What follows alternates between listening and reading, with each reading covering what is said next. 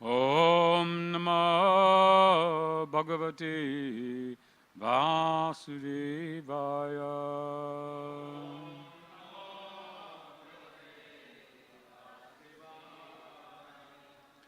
Om Namah Bhagavate Vasudevaya.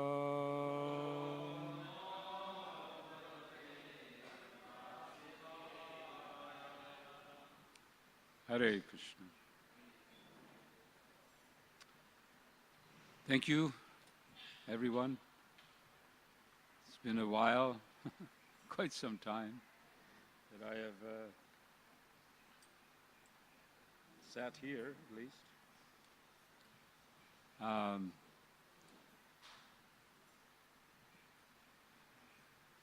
So please bless me that I may say something that is pleasing to Srila Prabhupada and to all the assembled devotees. We're continuing this set of verses, 38 through 40 of the 5th chapter of the 11th canto of Srimad Bhagavatam.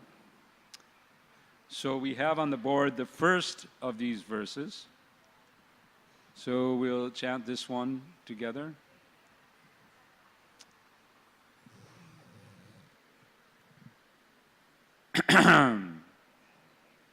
Kitadishu prajarajan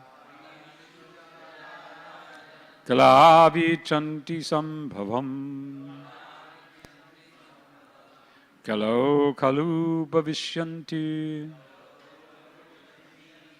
narayana parayana kvachit kvachin maharaja Dravideshu cha bhurishaha Kritadishu prajarajan Kalavichanti sambhavam Kalo kalu bhavishyanti Narayana parayana Kvachit kvachin maharaja Javideshu chaburishaha. Others?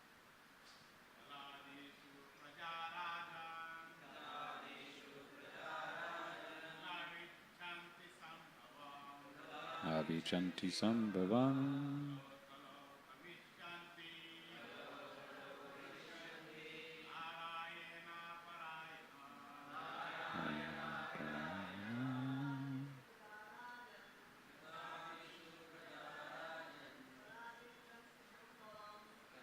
Vichanti sambhavam Kalo kalu bhavishyanti. Ladies? Ladies? Kadadishu prajarajan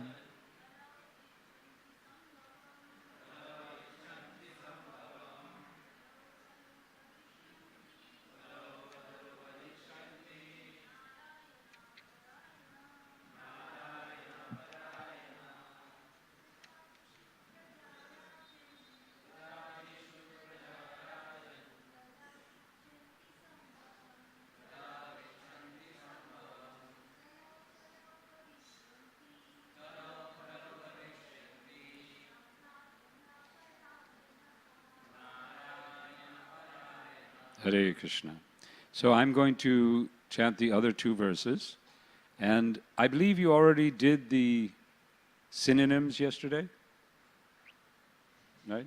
So we don't need to do the synonyms again, because this is a very, very long purport.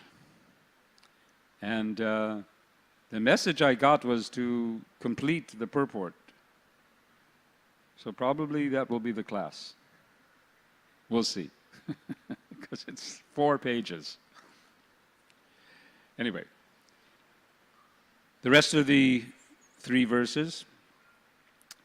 Tamraparni nadi yatra kritam mala payasvini khaveri cha mahapunya pratichi cha mahanadi ye pibanti jalam tayasham manuja manujeshvara prayo bhakta bhagavati vasudeve malashaya. And the translation. My dear king, the inhabitants of Satya Yuga and other ages eagerly desire to take birth in this age of Kali, since in this age there will be many devotees of the Supreme Lord Narayan. These devotees will appear in various places, but will be especially numerous in South India.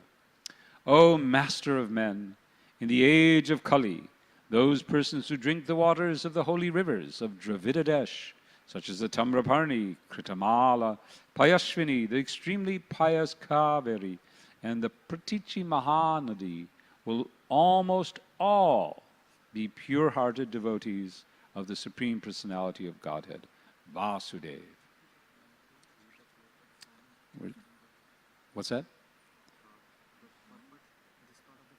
Yes, that's, I'm starting here, according to Srila Jiva Goswami. That's what I was... Oh, therefore, okay. Okay, so you've done up to... Therefore, oh, all right. Okay, I got the wrong Jiva Goswami. Okay, so I'm not doing 4 pages. Hare Krishna. That's okay. I mean, that would be actually better, that you just hear the purport than hear me. So, anyway, so far, recap. So far in this verse, we've heard a lot, in the purport particularly, about the appearance of Lord Chaitanya Mahaprabhu. And we've heard a lot about the chanting of the holy names of Krishna. As you know, this series of verses begins with the famous verse, Krishna Varnam Tisha Krishnam Sangha Pangastra Parshadam Jagyai Sankirtana Prayer Yajantihi Sumedashaha. So this gets us started. And this theme of the glories of Kali Yuga is being expanded. As we know, those of you who have been here, which doesn't include me, but I did read it, so I can now say that what you've been hearing about in this conversation with King Nimi is about the way that the Lord appears in different ages. And we are finding that, and who the speaker is Sage, what is his name? Huh? Kritabhajan. Karabhajan. Okay. I didn't read that well. So, so Sage Karabhajan, who's speaking to King Nimi, when he gets to the Kali Yuga, he's described the Satya Yuga, he's described the Treta Yuga, he's described the Dvapara Yuga, and now he's describing the Kali Yuga. And although we would think that he would get a little morose, Kali Yuga, such a difficult time. Actually, it's becoming even more exciting. We live in very interesting, exciting times, this Kali Yuga. Now, I look out amongst you and I think perhaps, yes, what the sage is describing, that great souls in the universe desire to take birth in the Kali Yuga, and here you are, appearing.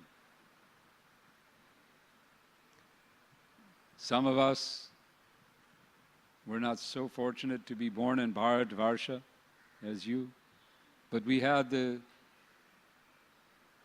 great fortune of being in the right place at the right time and meeting Srila Prabhupada, who brought the mission of Chaitanya Mahaprabhu to the West. So we're hearing about the glories of the holy name, and now we've gotten to the place where the chanting of the holy name, I'll just repeat the verse that is described before. Aho bata svapacho togariyan yaj jivagre vartate namatubhyam te pas tapas te juhuvus sashnurarya brahmanuchur nama grinanti ye te. Oh, how glorious are they whose tongues are chanting your holy name, even if born in the families of dog-eaters. Such persons are worshipable. Persons who chant the holy name of your Lordship must have executed all kinds of austerities and fire sacrifices and achieved all the good manners of the Aryans. To be chanting the holy name of your Lordship, they must have bathed at holy places of pilgrimage, studied the Vedas, and fulfilled everything required, or received extraordinary mercy without any deserving quality from a pure devotee of the Lord. I read this and I think, wait a minute, I didn't do any of this. Yet I have the fortune of chanting the holy name, and I can only attribute that to the mercy of Srila Prabhupada and all of his followers who have given me this opportunity, saved me. So now we begin the purport that we're supposed to complete today. So therefore, so we've just heard this verse, and we're continuing with the commentary. Therefore, Srila Jiva Goswami has concluded that it is possible to perform kirtan equally in all ages. Okay, so this is the first point that's going to be made here, that kirtan is not unique to our age. It is performed in all the ages, but in Kali Yuga, however, the Supreme Personality of Godhead, by his causeless mercy, personally induces the living entities to take the holy name. Would it be okay to turn this fan down? It's a little cool. Thank you. Bhaktivinoda Thakur has thus quoted the Lord as follows: Enechi Oshodhi Maya Nashi Bahara Lagi Harinama Mahamantra Lautumi Mahagi. O conditioned souls who are foolishly sleeping in the lap of the witch Maya, I have brought an excellent medicine to cure the disease of your illusion. This medicine is called Harinam. It is my holy name. And by taking this medicine, you will get all perfection in life. Therefore, I sincerely request you to please take this medicine that I have personally brought for you.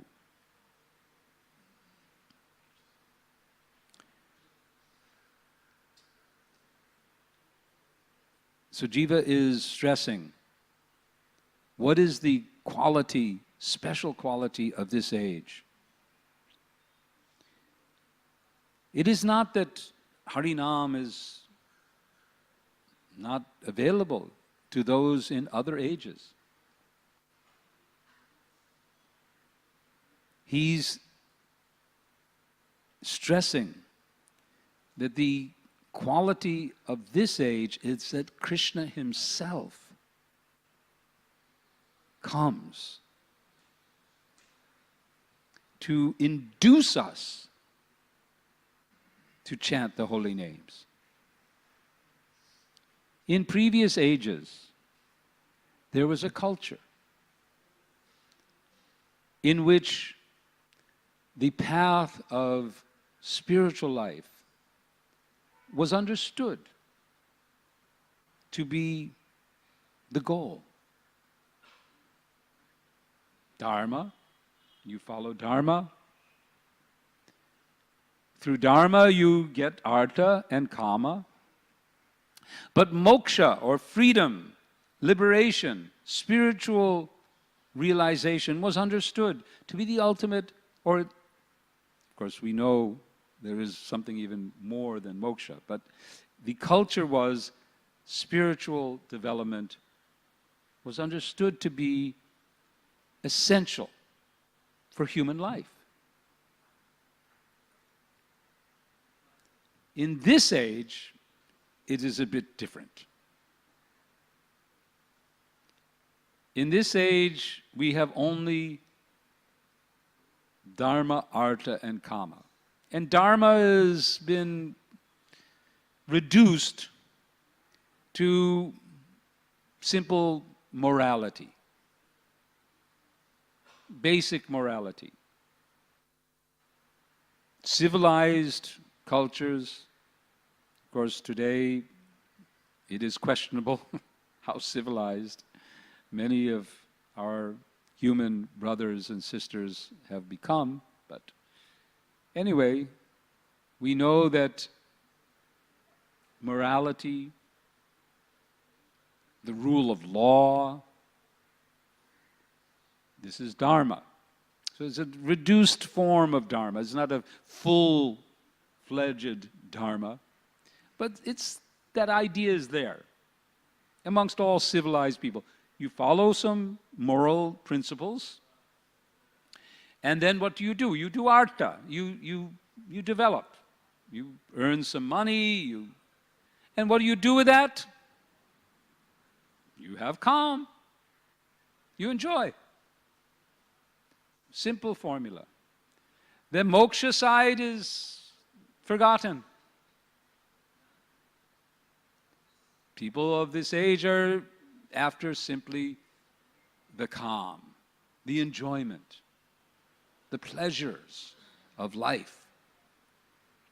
And because they have been convinced that that pleasure requires money and comes from things, so the whole world, I have to turn my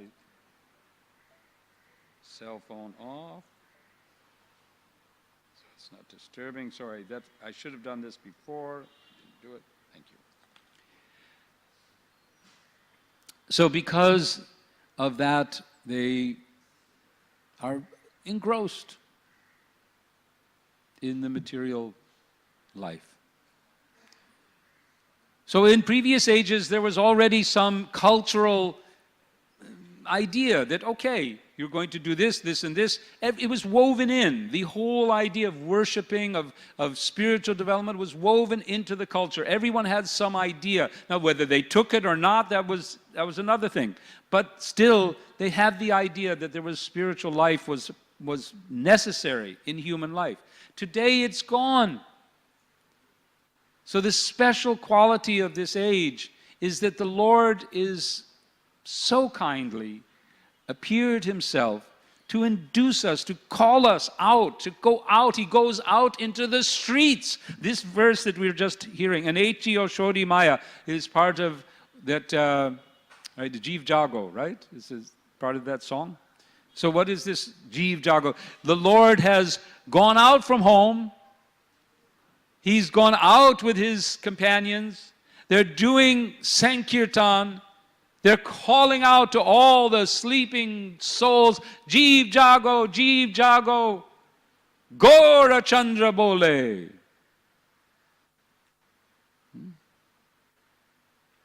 Einechio Shodi Maya. I've brought you medicine to cure your disease.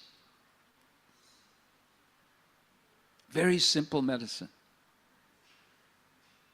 So let's continue, otherwise we're going to not finish this purport today. I'll be... Okay. In verse 32 of this chapter it was stated, Jagai Sankirtana Prayar Yajantihi Sumeda Shaha. According to Srila Jiva Goswami, the word Sankirtana Prayar, which means mainly by the process of Sankirtan, indicate that although other processes, such as deity worship, may be performed to some extent in Kali Yuga, such processes, in order to be successful, must be favorably connected with the chanting of the holy names of the Lord. One who's performing worship of the Krishna deity should know that the most essential part of such deity worship is constant chanting of the holy names of the Lord. On the other hand, one who has perfectly chanted the holy name of the Lord need not depend on other processes, as expressed in the following famous mantra, Harinama, Harinama, Harinameva Kevalam, Kalo Nasyeva, Nasyeva, Nasyeva, Gatiranyata. In this age of Kali, there is no alternative. There is no alternative. There is no alternative for spiritual progress other than the holy name, the holy name, the holy name of the Lord. From the Brihanarada Purana 38, 126. As proved by all these evidences, the statement in the Bhagavatam, Kalim Sabhajayantyaryaha, that spiritually advanced persons worship the age of Kali, due to the facilities offered in this age by the Lord, is not at all contradictory. So, you could question, Harinam, Harinam, Harinam eva kevalam, kalo, nastyeva, nastyeva, nastyeva. There's no other way than Harinam. So what are we doing here? Worshipping the deities. Why do we do anything else? And the answer is given here. That we aren't doing anything else. In fact, if we try to do something else, worship the deity, without Harinam, we cannot be successful. Our worship of the deities, our rituals that sometimes we perform, even our study of Scripture, and certainly all of our philosophical musings that we may undertake, and whatever karma yoga we may perform, is done in service to Sri Nam. We do this all in the service of the holy names. We were in the Govardhan retreat just recently. Wonderful opportunity. I encourage all of you, if you have the opportunity, to go spend 7 days at the feet of Giriraj and hear from very elevated souls. You will not, you will consider it one of the best things in your life. So we were hearing about offering. We were hearing about how we must offer to Krishna everything. We know this verse, Yad Jehoshi Yad Ashnashi, Yad Karoshi Yad Ashnashi, Yad Jehoshi Dadashi Yad, right? Whatever you do, whatever you give, offer, Yat Tapasyasi, everything should be done as an offering to Krishna. So I was contemplating And in fact, the devotee who was speaking about this quoted a verse, which unfortunately I don't remember it. Or it's a explanation, a verse, I think, in Bhagavatam. And the explanation is there by Vishwanath, or anyway. I'm a very poor memory. But he was stressing that in this commentary, it describes that even useless things can be offered to Krishna. So I thought, oh, fantastic. I have a lot of useless things. Useless thoughts, useless feelings, useless body. It's all useless. But it can be offered to Krishna. And I was contemplating, well, how do we offer everything to Krishna? Do we store it up and come to the temple and try to put it up and place it on the altar? How do we offer our thoughts? How do we offer our hearts? Where is Krishna to offer? Where is he to offer him everything? He's here, present in his name. Hare Krishna. Hare Krishna. Krishna. Krishna. Hare Hare. Hare Rama. Hare Rama. Rama Rama. Hare Hare. I wasn't expecting that, but it's great. Hare Krishna. Krishna, here, take. Whatever I'm doing, whatever I'm thinking, take it, enjoy it. Well, maybe not. Maybe what I'm thinking is not very enjoyable. Maybe what I'm doing is not really up to your standard. But what to do? If I have some thoughts which are disturbing, even to me, what to speak of to Krishna, still I can offer these to him and say, you deal with, get rid of, do something with them. You know how to deal with them. I don't. I say, go away, and they keep coming back. Is it? I mean, do you have that experience? Some thought is coming. This was weird. We yesterday, was it yesterday or maybe day before yesterday? How many of you, when you hear a good song, it gets stuck in your brain, it starts replaying? There are some of you who don't have this experience? Who here never has had a song or music or hopefully kirtan that just is kind of playing in your brain? Just, just pops up? Never happened to, has it happened to all of you? Wait a minute, I want to hear somebody who hasn't happened to. No? Okay, I'm right. It's universal. Everyone has this experience. So of course we have that. But now this other day, it was strange. We were going someplace, and you'll see it's even coming now. we were going to visit a farmer from Talasri, and we were on our way to Vada. And we were going to see a farmer that they're working with who's doing organic farming. And he lives near a place called Dahanu. And so the person who was taking us, he kept on the phone, he was like asking directions about every 5 minutes, practically speaking. And he was talking about Dahanu, Dahanu, Dahanu.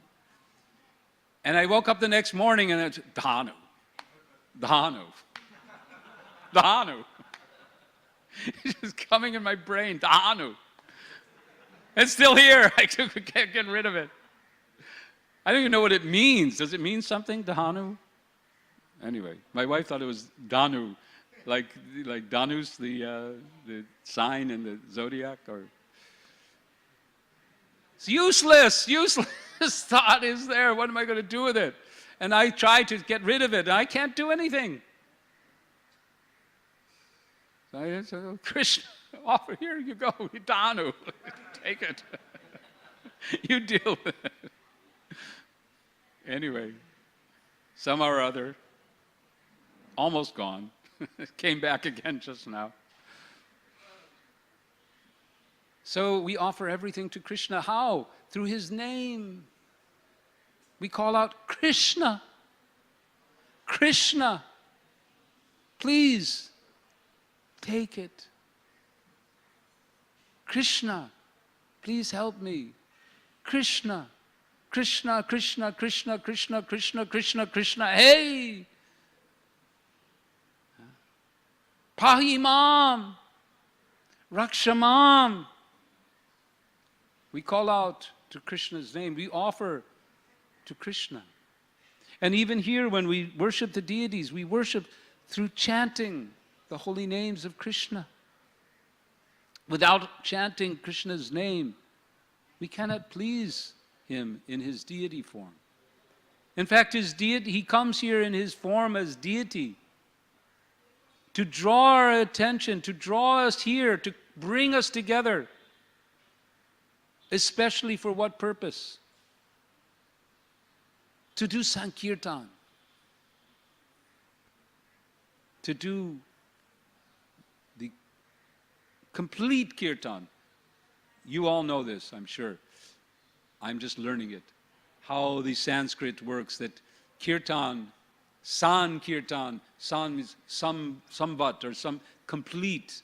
That the Kirtan, the glorification of Krishna, becomes complete when it is done together in association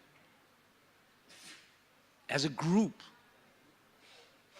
When we come together as a group, when we join our hearts, we join our voices. And we do this with consciousness that we are all the servants of Krishna. We are all, each one of us.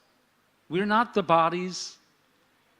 I look out here and I see so many varieties, different varieties, and well, of course I live in Mayapur, so Mayapur also has many varieties. But just, if I were in Russia, it'd be a little more homogeneous. But there's so many varieties of bodies that we occupy, male and female, young and old. But who are we? We're not our bodies. We're not our minds. We're each one of us an individual soul, a particle of the Supreme Personality of Godhead, Sri Krishna. We're simply his servants, and we exist to give him pleasure. How? Through exchange of love. And how can we express it? We offer him. We offer him everything. And how do we offer? We just chant his holy name. We say, Krishna, here's my voice. Take that. Here's my tongue. Take it. Here's my thought. Have it. Krishna, Krishna. And eventually, as we offer our senses to Krishna. How does that go? Atak Shri Krishna Namadi Na Bhaved Grayam Indraye. Shri Krishna cannot be perceived by the senses or understood. Atak Shri Krishna Namadi, his name, his form. Na Bhaved grayam indraya, simply by the senses. If we simply take our senses alone and say, see, show me, show me. I want to see Krishna. You say there is a supreme personality of Godhead, a supreme person. Well, where is he? Show me. The other day I was watching a video lesson by some Christian organization, and they had a very clever way of presenting things. So they had someone on the street interviewing people, asking, well, if you were face to face, if you had a question to ask God, what would you ask? And one of the ladies says, well, where are you? Where are you? Show me. But we can't see. Sevun mukhehi jivado swayam eva suratyadaha. But when we serve, when we offer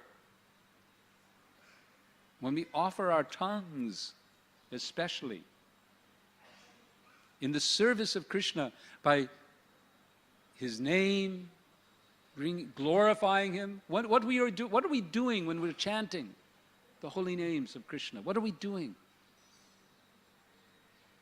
We're glorifying Him, giving Him, if we're chanting properly, we're chanting with some feeling, then Krishna, you are the supreme. We're chanting as an offering. We're offering the service of bringing His presence into the world.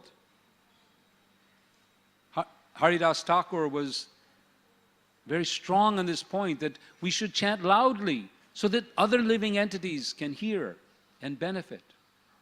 Because Krishna wants to save us. He knows His power. He knows that if we simply hear His name, we can become free. He knows. Of course He knows. He knows everything.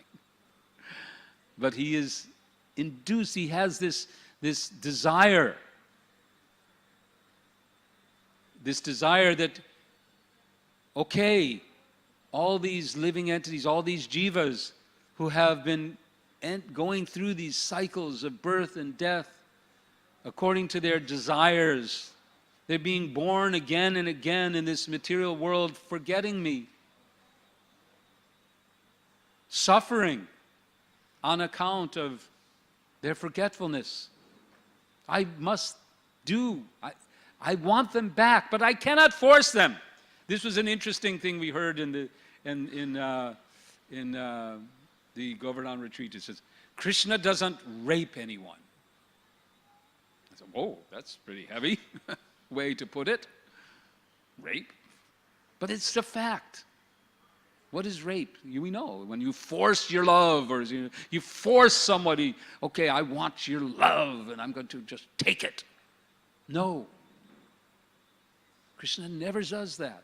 He doesn't force us to love Him. He knows it's not love. He knows that's not love. I cannot force you to serve me. I cannot force you to love me. I want you to love me. I love you. With everything I am, I love you. This is Krishna. Bhoktaram jagya tapasam sarva loka maheshwaram suridam sarva bhutanam. I am the friend of everyone. I am the friend.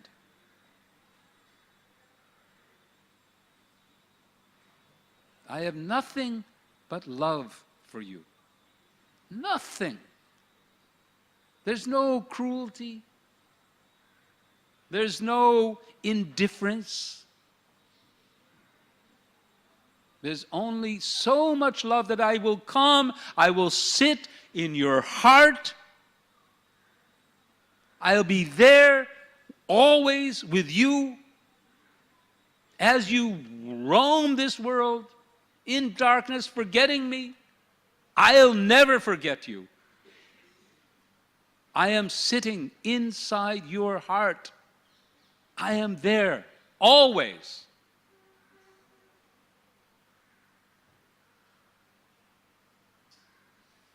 And that's not enough for him.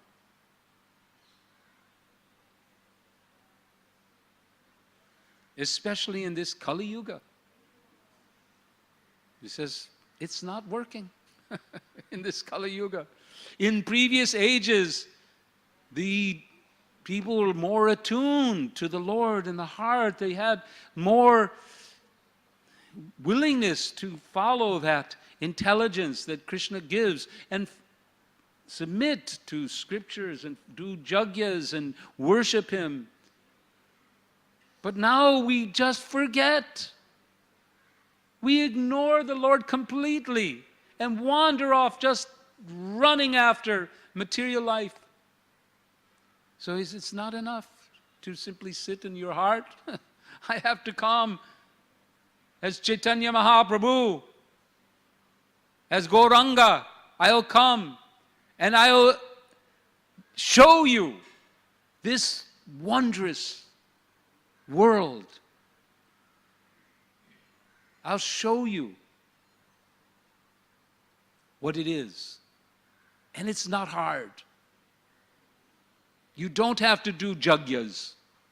You don't have to collect lots of paraphernalia. You don't have to sit in meditation for 1,000 years. You don't have to do any of those things. Nam Nam Akari Bahudan Nija Sarva Shaktis. I have invested all energy simply in my holy name.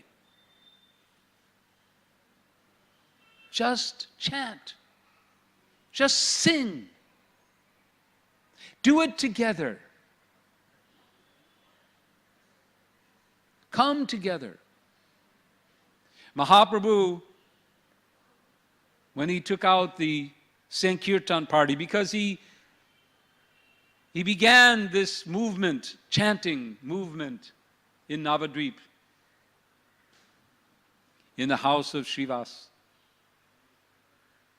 And people were hearing. And the pious, they were eager to participate. But the envious were very envious. They were very, very envious. They said, oh, the holy names, this is private affair. You're bringing down our Vedic culture. They complained to the Mohammedan ruler Qazi, oh, these people, they are perverting. They're perverting our religion. You should stop them. And we know what happened. The Qazi came, or at least his lieutenants came, broke the mridangas, banned the kirtan. And we know Mahaprabhu's reaction. Mahaprabhu is full of compassion, gentle, loving. But he could not tolerate this. And he mounted a procession to teach the Qazi. The devotees had come to him and they wanted to join the kirtan at Srivas Anga. But there was a little exclusive. Because Mahaprabhu was bringing together his closest friends and associates to relish kirtan without any disturbance. And he knew the character of the local people. But he said, don't worry, you now start kirtan in your homes. Bring your family, your friends. Just clap and chant. So he started this movement from house to house to house to chant the holy names of Krishna. And as we know, after this incident, the movement began to accelerate with Haridas and Nityananda going again house to house, even meeting Jagai and Madai. What is Narottam sings? Brajendra Nandana Jai, Sachi Sutta Hoilo Jai, Balaram Hoitu Nitai. Jati Papi, Tati Papi, what is how it? Udarilo, Harinam Udarilo. How does it go? Tara Sakshi Jagai Madai. Yeah, again, my memory is not so good. By this Harinam, even the Jagais and Madais. Now you may not have encountered so many Jagais and Madais being born in Bharatvarsha and having more civilized. In my country, USA, the norm is Jagai Madai. That is normal. And we can just envision Srila Prabhupada's courage and compassion to enter such a world, and conviction of these words, that Harinam, how does it go? Tapti Papi, what is it?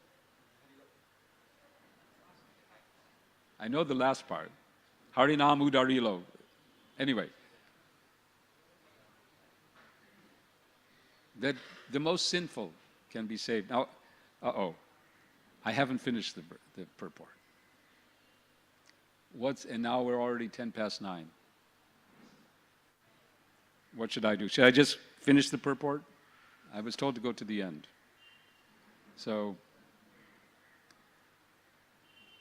but this is our Harinam. So I'm going to just finish. It's just 2 more paragraphs, so I'll finish it up. At the end of the verse 40 in this chapter, it is stated, Prayo Bhakta Bhagavati Vasudeva Malashaya.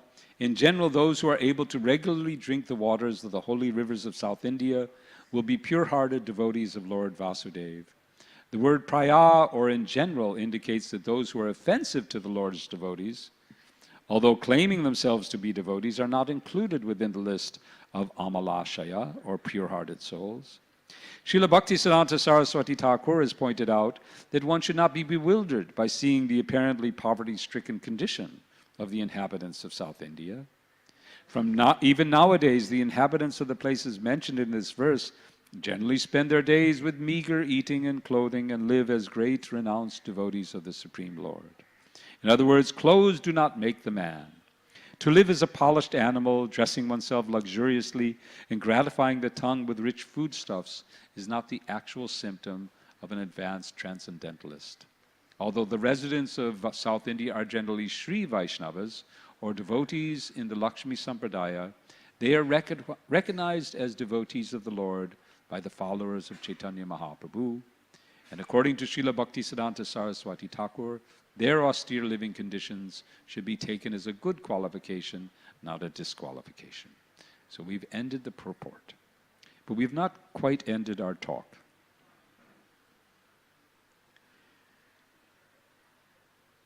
Before finishing this, I was drawing our attention to our need to chant the holy names of Krishna, to make the holy name of Krishna, the chanting, the center of our lives, whether it be in worshiping the deities, serving in the temple, distributing the literatures of Srila Prabhupada,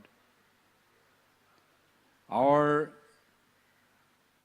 hearts are waiting for the holy name to enter. We offer our activities, we offer our thoughts, we offer everything that we have, so that gradually, that mirror of the consciousness that we have, Chaito Darpanam Marjanam, that mirror of our mind and consciousness, the mirror of our hearts, can be cleansed. And what lies within, that we experience only now in a very shadowy way, that pure love of Krishna, which comes out in our lives in a sort of shadow or reflective way in our relationships, where, if fortunately we do have some loving relationships. I hope all of you have some relationships in your life, maybe with your parents, your mother, your father, your brothers, your family, and your friends, and of course your wives and husbands, where you have love and affection. And that love, that affection that you experience has its root ultimately in pure love for Krishna. But we have to uncover it. We have to water that with the holy names, cleansing all the layers that cover it up and bring it forth. And then we will actually fully experience Krishna in his name. He'll be fully present. We will see with our ears. There'll be no difference. So go on. I am in this movement for now almost 50 years. I joined the movement in 1970. So it's now 47 years. And I've been a householder. I've been, through various things. And somehow by the grace of Srila Prabhupada, I've been able to keep chanting the holy names of Krishna. And don't worry.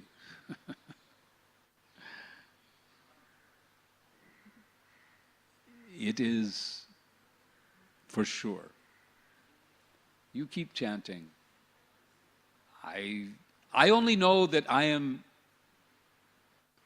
ahead of where I was last year. I can't say, that but I know that every day there's more. That I see. I don't see Krishna. My chanting is still Namabhash. Shuddhanam is still way ahead, but I can see it. And the Abhash.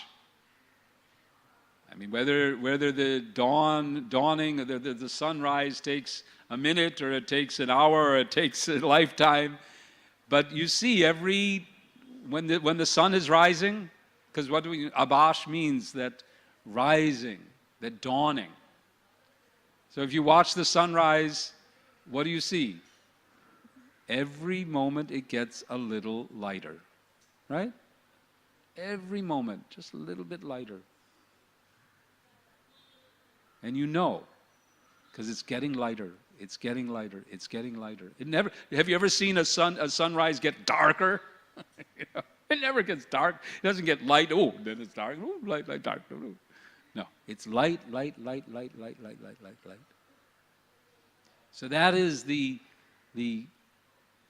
path of chanting.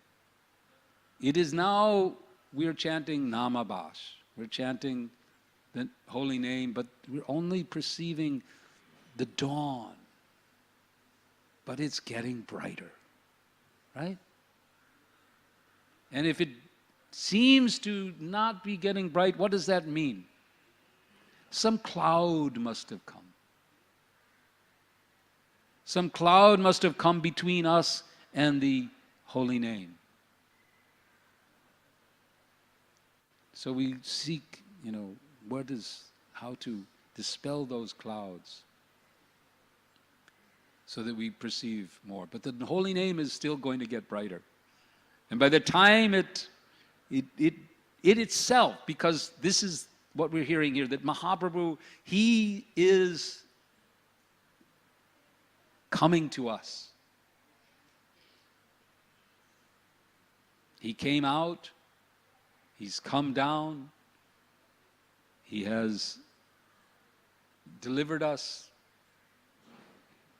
and he continues to deliver us through Harinam Sankirtan. So, I've gone over time. I don't know what is the time. When are you supposed to end the class? 9:15? Okay, so I'm a little late. So I'll take your leave, but if you want, if somebody has some question or comments they want to add to the topic of today, but others who must have service, please don't feel that you have to stay. But I'm not on a schedule right now, so I can sit here.